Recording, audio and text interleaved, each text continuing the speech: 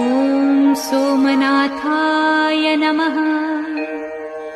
ॐ मल्लिकार्जुनाय नमः। ॐ महाकालेश्वराय नमः। ॐ ओंकारेश्वराय नमः। ॐ वैद्यनाथाय नमः। ॐ भीमशंकराय नमः। ॐ रामेश्वराय नमः। ॐ नागेश्वराय नमः। ॐ विश्वेश्वराय नमः।